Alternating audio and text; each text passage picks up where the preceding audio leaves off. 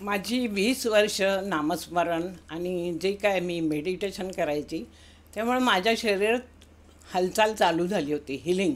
पण मला ते काय कळत नव्हतं आणि ज्यांनी मला सांगितलं, "तू एकदा तरी त्यातनं रेकी करून घे." कुंडलिनी वगैरे त्यातलं आपल्याला एवढं माहिती नव्हतं. मग मला माहिती नव्हतं की कुठं जायचं, कोण करतं रेकीचे मास्टर कोण आहे. तर एकाने मला सांगितलं की ते दामोदर हाल आणि परळला त्या शाळेत ते घेतात क्लासेस. भरपूर वर्ष झाली. म्हणजे आपल्या मुंबईत ते पहिल्यांदाच शिकून आले होते. जे दवे म्हणून गुजराती मॅडम होत्या, त्यांनी जाऊन जपानला करून आल्या आणि त्यांच्यानंतर हे डॉक्टर जगन्नाथ शेट्टी आणि भारती शेट्टी या दोघांनी त्यांच्याकडे जाऊन ती शिक्षा घेतली. ती डॉक्टरेट झाल्यानंतर मग आपल्या मुंबईत सुरुवात केली आणि मला 2002मध्ये ते मला घेता आलं शिक्षा पूर्ण. आणि त्याच्यानंतर मला जे काही पूर्वी हिलिंग व्हायचं शरीरात, ते पूर्ण मला त्यातनं मला स्वतःला भरपूर अनुभूती यायला लागल्या. रेकी तशी 30% पण अध्यात्म 100% लागतं. नुसत्या रेकीने काही होत नाही. जेव्हा पूर्ण त्याला आपल्या भक्तीचा, नामस्मरणाचा, परमेश्वराच्या आशीर्वादाचा ही गरज लागते, तरच ती पूर्ण स्पीडने येते. तेव्हा पूर्ण आणि पहिली गोष्ट तुम्हाला निस्वार्थी भावनेने घ्यायची, की मला हे ते असं नाही, तर मला त्या परमेश्वरापर्यंत जायचं आहे. सगळं मिळतं, काही नाही असं नाही, सगळं मिळतं. फक्त निस्वार्थी भावना, पूर्ण पॉझिटिव्ह विचार आणि ते काम करते. रेकी मी त्या टायमाला घेतली परळला. पण त्या दोघांना अतिशय म्हणजे खूप चांगल्या पद्धतीने रेकी देता आली. प्रत्येक पेशंटला पूर्ण भारावून जात होतो आम्ही. आणि मी बाकी माझ्याबरोबर मी ज्यांना ज्यांना नेलं होतं त्यांनी पण घेतली. पण मी त्यांच्याकडे दर शनिवारी रविवारी सेवेला जायची. भरपूर त्यांच्याकडे पेशंट आणि शिकायला पण लोक यायचे. आपल्या मुंबईत फक्त तेच दोघंजणं शिकत होते आणि मी तिथे सेवा करायची. मग त्या मला सांगायच्या, "विजय मॅडम, हा पेशंट आहे, ह्याला तुम्ही चार्ज करा." आणि त्यातनं माझी शक्ती वाढत गेली. मला नामस्मरण आणि ते दोन्ही मिळून माझी भरपूर म्हणजे त्याच्यावर विश्वास झाला की ह्यांना पण आराम पडतो आहे. आणि पेशंटला करता करताच ते झोपून जायचे आणि उठल्यावर वाटायचे किती फ्रेश वाटतं. मला मग तो आनंद वाटायचा. तिथं मी भरपूर म्हणजे शनिवार रविवार भरपूर महिने गेले, प्रॅक्टिस झाली.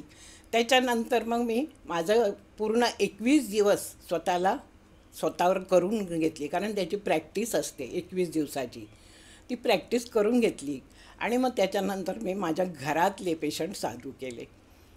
माझी मुलगी म्हणजे जिकडे जॉबला आहे कॉलेजमध्ये, तिच्या ऑफिसमध्ये तिला सांगितलं गेलं की तुला आता ह्या ऑफिसमधनं दुसऱ्या ऑफिसमध्ये जावं लागेल.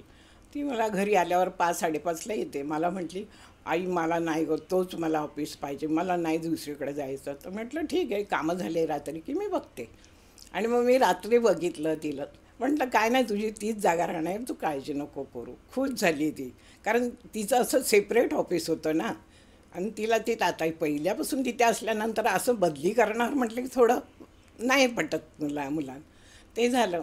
मग दुसरी गोष्ट अशी झाली की माझा मुलगा तेव्हा लहानच, कॉलनीतली सगळी मुलं गणपती बघायला निघाले. तर तो म्हटला, "मी पण जातो आई." मी म्हटलं, "जा, सांभाळून या." ठीक आहे म्हटलं. रात्री जेवलं आणि ते सगळेच कॉलनीतली मुलं आणि तो त्यांच्याबरोबर निघाला. गणपती बघत बघत काहीतरी 3:30 वाजले असतील आणि त्यांना भूक लागली. पायीच ना मुलं, काही गाडी नाही, सायकल नाही, काही नाही, पायीच निघाले होते. थकल्यामुळे त्यांना भूक लागली. तर तिथे गणपतीनिमित्त गाड्या लागलेल्या होत्या. तर त्यांनी सगळ्यांनी मिळून इडली खाल्ली. वडे, इडली काय काय खाण्यात आलं. जवळजवळ 4 वाजले होते पहाटेचे. बाकी कोणाला त्रास नाही आणि माझ्याच मुलाला त्रास झाला. पूर्ण त्याला पोटात इतकं दुखायला लागलं, ते वाकतच घेऊन आले मुलं. "आंटी देखो, निखिल को क्या हुआ, देखो क्या हुआ." मी दरवाजा उघडल्यावर बघितलं तर तो पूर्ण वाकला होता. मग त्याला घरात घेतलं. त्याला माहिती होतं आई दोघी बहिणींना पण चार्ज करते. तो म्हटलं, "मला पहिली रेकी दे, मला पूर्ण चार्ज कर, मला खूप त्रास होतो आहे." म्हटलं, "चल."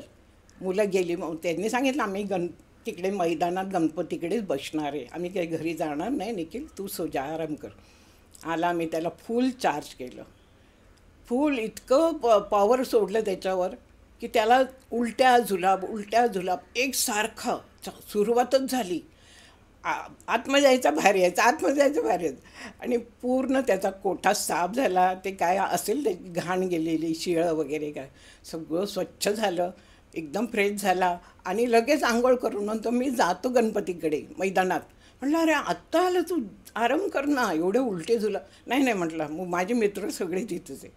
आणि तिथे गेल्यानंतर त्यांनाही आश्चर्य वाटलं, अरे निखिल हम लोग ने तेरे को कैसा लाया था, ते लगेच बरे UP चे झाले. मुले. आणि असं कसं नाही, मग त्याने सांगितलं माझी मम्मी आई आहे ना माझी डॉक्टर, हां कभी डॉक्टर बना. ते पोरही लागले त्याचे हे घ्यायला. तर मग त्यांनी सगळं त्यांना सांगितलं. मग स्वामींची ही बघा कशी आयडिया होती, कसा प्रचार होत गेला. इतके दिवस कोणालाच माहीत ना, आमच्या घरातच आम्ही प्रत्येक गोष्टी चार्ज करणं, फ्रीज, टी व्हीवर किंवा काय खायच्या वस्तू बिघडल्या त्याला चार्ज करणं, त्या व्यवस्थित होणं, असं आम्ही आमच्या घरचंच करत होतं. कारण लोक म्हणतात तुमच्या रेकीने सगळं. अरे नुसते रेकीने नाही, त्याच्याबरोबर तुमचं नामस्मरण आणि परमेश्वरी आशीर्वाद पण गरजेचा आहे.